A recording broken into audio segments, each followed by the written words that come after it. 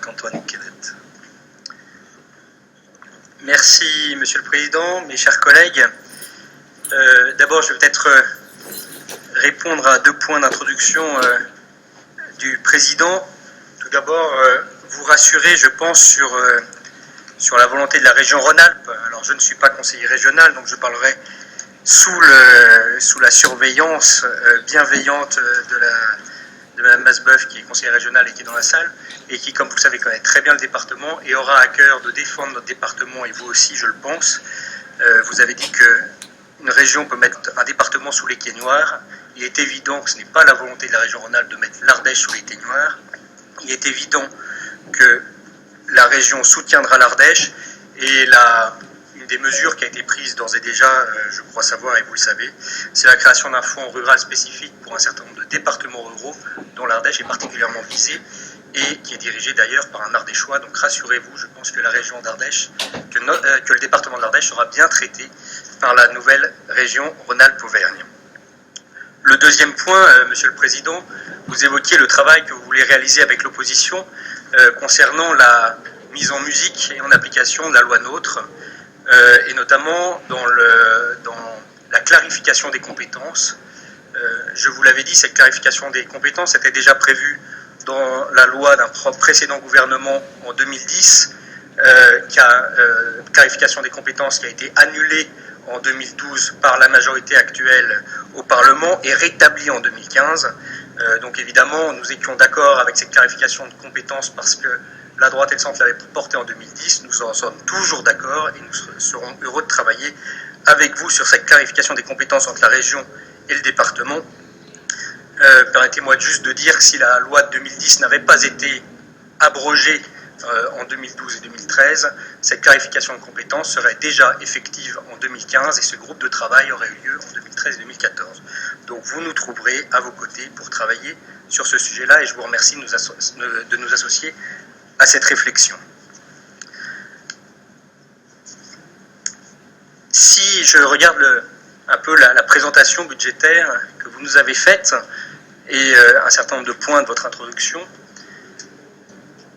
2 mots me viennent à l'esprit. C'est quelle incohérence. Quelle incohérence entre vos paroles et vos actes, sur un point bien précis. Quelle incohérence de souligner aujourd'hui l'urgence des grands défis, l'urgence des contraintes financières et des changements qui doivent exister dans notre département, cette urgence-là, et la mettre en relation avec un débat d'orientation budgétaire qui se tient uniquement au mois de mars. Nous sommes un des tout derniers départements de Rhône-Alpes à discuter des nouvelles orientations à venir pour notre département. Tous les départements sont aujourd'hui dans l'action, quasiment l'intégralité des débats d'orientation budgétaire ont été tenus et des budgets ont été votés. Je vous parle de l'Ain, de la Haute-Savoie, du Puy-de-Dôme, de la Loire, du Cantal, de la Drôme, de l'Isère, de la Haute-Loire. Et nous sommes encore en train de discuter les orientations qui feront le budget qui sera voté dans 15 jours. Que de temps perdu alors qu'il y a urgence. Je vous avais alerté sur l'effet ciseau dont vous parlez, dont je vais revenir, sur nos recettes et nos dépenses, qui mettent en grande difficulté notre département. Je vous avais alerté lors de la première décision modificative de budget au mois de juin, je vous ai alerté au mois d'octobre qu'il fallait travailler vite, qu'il fallait avoir rapidement des idées, rapidement de nouvelles orientations. Nous les discutons qu'au mois de mars, nous sommes en retard, mais nous allons rattraper, j'espère, le temps perdu. Et pour introduire à mon tour, au nom du groupe Ardèche Avenir, ce débat d'orientation budgétaire, j'aimerais revenir, puisque c'est la forme que vous imposez, j'ai l'impression, à tous les orateurs, sur 3 points. En premier lieu, la responsabilité lourde d'un certain nombre de choix du gouvernement dans les difficultés actuelles, non seulement de certains départements, vous l'avez rappelé, mais spécifiquement du département de l'Ardèche, en tout cas du défi auquel l'Ardèche va être confrontée. En deuxième lieu, la réaction, j'ai commencé à l'évoquer, un peu tardive du département sur une situation finalement très prévisible, nous le verrons. Et en troisième lieu, les conséquences concrètes de ces difficultés budgétaires auxquelles nous allons être confrontés. Et pour terminer, je conclurai par les attentes de notre groupe de ce débat d'orientation budgétaire. Revenons d'abord sur la responsabilité, comme je vous le disais, d'un certain nombre de choix du gouvernement dans les difficultés auxquelles notre département, comme d'autres, est confronté. Vous l'avez rappelé, Madame la Vice-Présidente, et Monsieur le Président aussi, qu'il y a aujourd'hui un effet ciseau lié à deux grands phénomènes. D'une part, la baisse des recettes liée essentiellement à la baisse des dotations générales de fonctionnement, 5 millions cette année, c'était 2 millions l'année dernière, ce sera encore 10 millions dans les années à venir, et une augmentation d'un certain nombre de dépenses que vous dites contraintes, mais il faut les analyser plus en détail pour savoir si elles sont si contraintes que ça. Sur la baisse des dotations générales de fonctionnement et sur l'effort des collectivités au redressement des comptes publics, je l'ai déjà dit et je le redis aujourd'hui, évidemment nous soutenons cet effort, nous pensons que cet effort doit être aussi assumé par les collectivités locales, car comme vous l'avez rappelé, Madame la Vice-Présidente, l'endettement très, très fort de notre pays est notamment lié aux collectivités locales aidées par l'État. Et donc cet effort que doivent faire toutes les collectivités locales au travers de la baisse des dotations générales de fonctionnement est un effort qu'évidemment nous soutenons, que nous défendons. Là où en revanche nous avons une divergence de point de vue, c'est lorsque cet effort est demandé alors même que notre gouvernement impose aux collectivités locales un certain nombre de charges supplémentaires. Pour les communes, c'est assez simple, hein, on baisse les dotations générales de fonctionnement et on demande aux communes de mettre en place une réforme des rythmes scolaires qui coûte cher, qui est compliquée à mettre en œuvre et dont le bénéfice in fine est relativement limité. Et il se passe exactement la même chose pour le département. On nous baisse nos dotations générales de fonctionnement et encore une fois, sur ce principe-là, je ne le remets pas en cause. Il y a un vrai besoin d'aider l'État à rétablir ses comptes publics. En revanche, l'État, le gouvernement a pris un certain nombre de décisions qui ont un impact extrêmement important sur nos comptes départementaux. Je vais vous donner les deux exemples que vous avez cités, Madame la Vice-Présidente, mais il faut faire une petite explication de texte pour comprendre pourquoi est-ce que nos dépenses sociales augmentent comme cela. Et j'irai sur les deux exemples que vous avez pris, de façon à ne pas noyer et compliquer le débat, sur les hausses du RSA, des coûts du RSA, qui est l'ordre de 6,5% cette année, mais qui était de l'ordre de 7-8% les années précédentes, ce qui fait depuis 3-4 ans une masse budgétaire extrêmement importante. Et je reviendrai aussi sur l'aide sociale à l'enfance. Sur le RSA, qu'est-ce qui se passe finalement? Pourquoi les dépenses du RSA augmentent? Pour deux raisons. La première, c'est évidemment l'échec du gouvernement à arriver à juguler la hausse inexorable du chômage qui se transforme malheureusement pour nos concitoyens en fin de droit à une entrée dans le dispositif du RSA. Et évidemment, je ne vous referai pas la litanie, mais si la courbe du chômage avait été inversée en 2014, on n'en serait pas là. Si elle avait été inversée en 2015 comme promis, on n'en serait pas là. En 2016, on y est, on va voir si la courbe sera inversée, mais quand bien même elle sera inversée aujourd'hui, la répercussion sur les finances des départements ne se verrait qu'à 2, 3 ou 4 ans, car vous savez qu'il y a une très forte résilience à ressortir de ces dispositifs sociaux, une très grande difficulté malheureusement pour nos concitoyens qui sont tombés dans ces dispositifs à pouvoir remonter la pente, et là pour le coup c'est un des travaux que doit mener le département et le mène déjà avec les services. En revanche, comment ne pas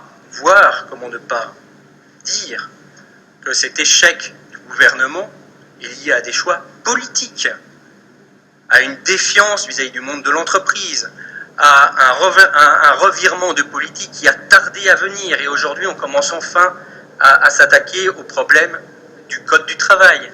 On a attendu 3 ans, 4 ans à faire, défaire, refaire, redéfaire.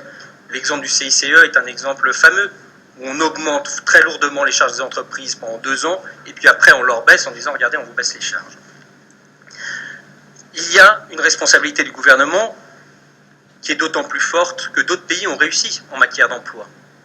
En Allemagne, on est en plein emploi, en Angleterre, on est en plein emploi, en Espagne, en Italie, le marché de l'emploi est reparti. Heureusement pour eux, la France aurait dû plutôt s'inspirer d'autres méthodes que faisaient nos partenaires européens.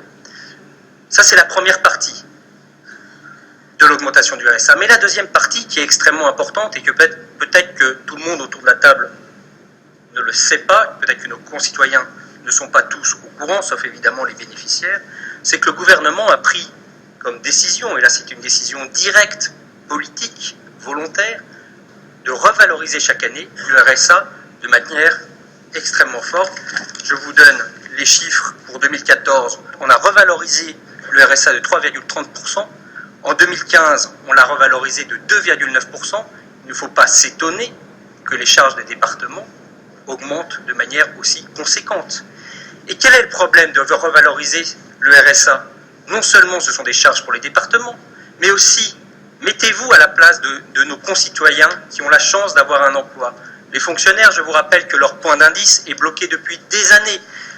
Les revalorisations des salaires dans le privé sont aussi extrêmement limitées en cette période de crise. Et donc finalement, il y a une volonté du gouvernement de favoriser les bénéficiaires du RSA. Ça ne coûtait rien, nos gouvernements, de revaloriser le RSA. Et une volonté évidemment du gouvernement parallèlement de ne pas revaloriser les points d'indice des fonctionnaires, parce que là, immédiatement, ça aurait été dans le budget de l'État. Et je trouve extrêmement préoccupant de dévaloriser le travail en revalorisant trop le RSA. C'est la conséquence très concrète qui a été faite, et ça c'est un choix politique. Et c'est un choix dont les départements et le département de l'Ardèche ont subi les conséquences financières. L'autre point sur lequel je voulais venir pour démontrer que ces augmentations de dépenses dites contraintes ne sont pas que des dépenses contraintes, ce sont des choix politiques du gouvernement, c'est sur la question de l'aide sociale à l'enfance, dont une des principales augmentations vient de l'accueil sur notre département des mineurs isolés étrangers. Dans la présentation écrite qui nous a été transmise, on fait un lien évidemment, et qui ne le ferait pas, c'est une évidence, entre l'augmentation des mineurs isolés étrangers qui sont venus sur notre département et les drames que nous voyons tous les jours dans les situations internationales et particulièrement au Moyen-Orient. Mais il faut quand même remarquer que cette augmentation de mineurs étrangers isolés, pris en charge par notre département, a commencé en 2012. Pourquoi ça a commencé en 2012 ? Tout simplement parce que la ministre de la Justice a pris une circulaire pour répartir les mineurs étrangers isolés sur l'ensemble du territoire. Une circulaire qui définissait une clé de répartition sur l'ensemble des départements français de ces mineurs-là, à la charge des départements.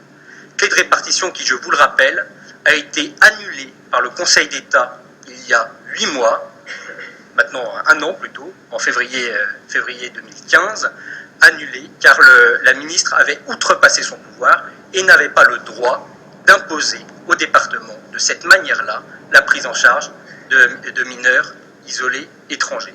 C'est donc bien une décision politique, gouvernementale, qui a conduit à ce que le département de l'Ardèche prenne sur ses budgets propres, par une décision du ministre qui plus est illégale, en charge les mineurs isolés étrangers. Et il est évident qu'il y a une obligation de solidarité, une obligation de prise en charge de ces mineurs, mais lorsque le gouvernement l'impose, le gouvernement doit considérer que ça doit être à sa charge. Et en disant ça, je ne reprends que la position du président actuel de l'Assemblée nationale, Claude Barthelone, qui en 2011, dans son propre département, ne tenait pas un autre discours que cela, et d'ailleurs avait pris un arrêté pour signifier à l'État qu'il n'accueillerait plus dans son département de nouveaux mineurs isolés étrangers. La logique aurait voulu qu'en tant que président de l'Assemblée nationale, il propose un projet de loi pour renationaliser cette prise en charge. Si l'État considère qu'il faut les répartir, l'État doit en assumer les coûts. Ce projet de loi a été déposé au Sénat et rejeté par la gauche en 2013. C'était une proposition de loi du sénateur Arthuis. Voilà donc, en fait, il y a dans les difficultés budgétaires auxquelles le département va faire face 2 choses. Une baisse des dotations générales de fonctionnement, qui est l'effort accordé par toutes les collectivités locales pour redresser les comptes nationaux. Et il y a parallèlement un certain nombre de choix politiques du gouvernement qui refuse d'assumer sa responsabilité sur un certain nombre de sujets et qui préfère les faire porter les charges financières de ces choix politiques au département.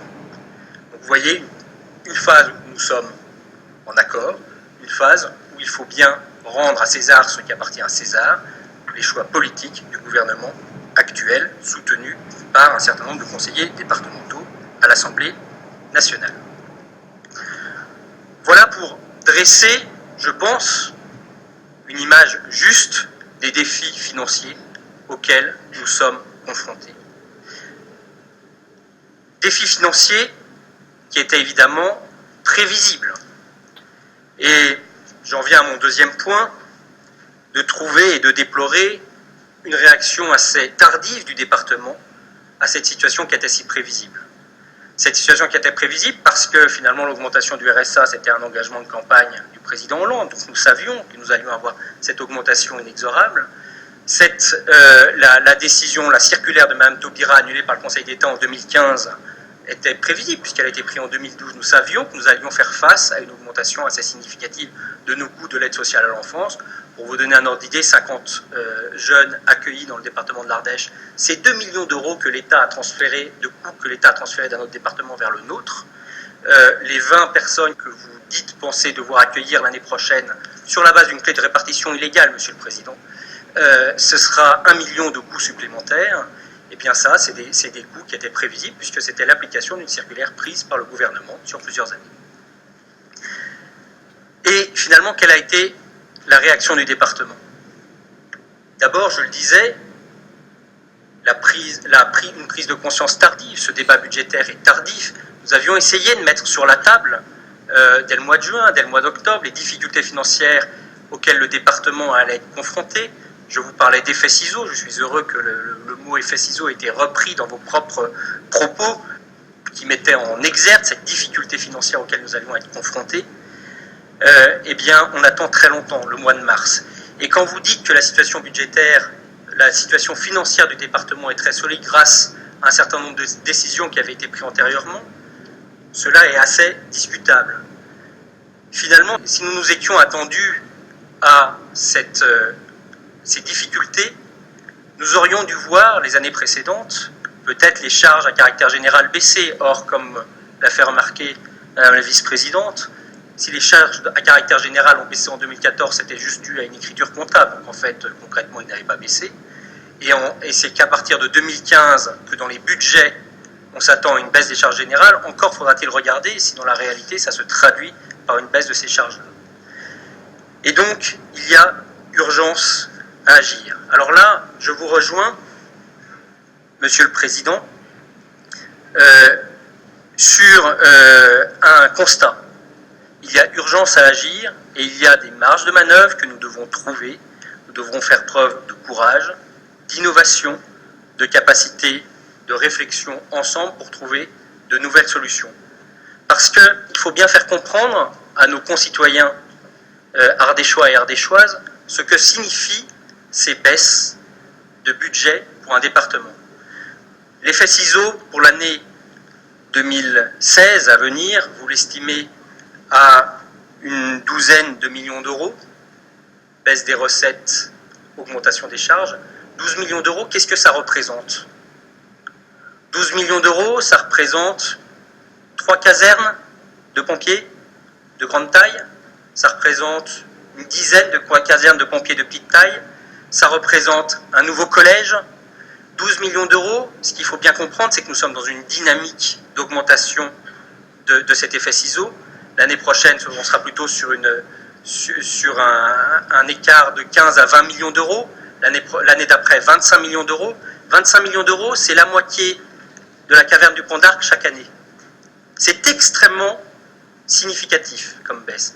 Et ça, il faut bien que tous nos concitoyens le perçoivent, le comprennent, pour accepter un certain nombre de réformes. Et pour terminer, et ce sera là l'attente de notre groupe, dans ce débat budgétaire, c'est que vous nous commenciez à nous expliquer comment vous allez faire pour relever ce défi. Nous avons un certain nombre d'idées, de pistes, mais avant de pouvoir les discuter, il faut connaître les vôtres.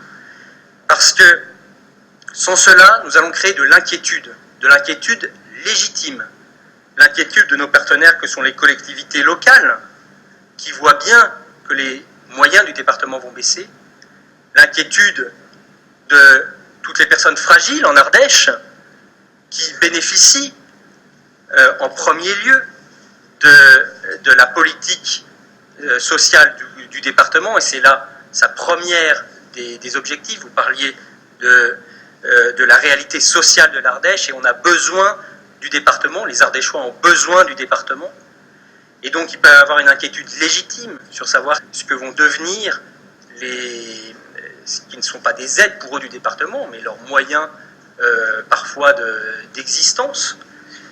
Il y a des inquiétudes de nos partenaires que peuvent être toutes les associations qui sont sur le territoire, il y a des inquiétudes de nos entreprises, il y a des inquiétudes finalement de beaucoup de monde, parce que le département joue un rôle considérable sur notre territoire, vous avez raison de le rappeler, et à nous, au travers de ce débat budgétaire, de les rassurer en démontrant qu'il y a des solutions, des pistes de solutions. Vous nous avez tout à l'heure présenté un certain nombre de vos priorités, l'accompagnement des communes rurales, la priorité de la cohésion sociale, la réalité sociale de l'Ardèche avec un certain nombre d'aides que vous voulez maintenir. Aujourd'hui, il faut aussi nous expliquer comment vous allez faire pour pouvoir, comme vous l'expliquiez, pour pouvoir financer les plus, comment vous allez trouver l'argent par un certain nombre de mois, comment vous allez vous y prendre. Ce dont nous pourrions avoir peur, c'est qu'il y ait la technique du coup de rabot. La technique du coup de rabot, c'est de dire on va chercher un peu de sous de partout, mais ça ne suffira pas. Et donc il faut des réformes beaucoup plus profondes, des réformes structurelles, et c'est de ces réformes, Monsieur le Président, dont nous voulons discuter, nous voulons que vous nous les présentiez, que vous nous donniez ces orientations, parce qu'elles vont évidemment être déterminantes pour l'élaboration du budget que nous voterons dans 15 jours, et nous avons besoin de les connaître. Nous pensons qu'il y a de nombreuses pistes de solutions, qu'il y a de nombreuses marges de manœuvre, qui auraient pu d'ailleurs être mises en œuvre plus tôt, mais tant pis, mettons-les en œuvre maintenant, et nous avons besoin de connaître les solutions que vous voulez apporter pour résoudre cette équation budgétaire difficile mais pas impossible, et je suis de votre avis. Nous ne serons pas le département qui ira dans le gouffre, qui rejoindra le groupe peu enviable des départements qui sont dans le gouffre, parce que s'ils ont des aides un peu spécifiques de l'État, ce ne sont pas des aides durables, et nous devons trouver ensemble les solutions, et nous voulons travailler avec vous sur ces solutions-là, Monsieur le Président. Je vous remercie. Merci.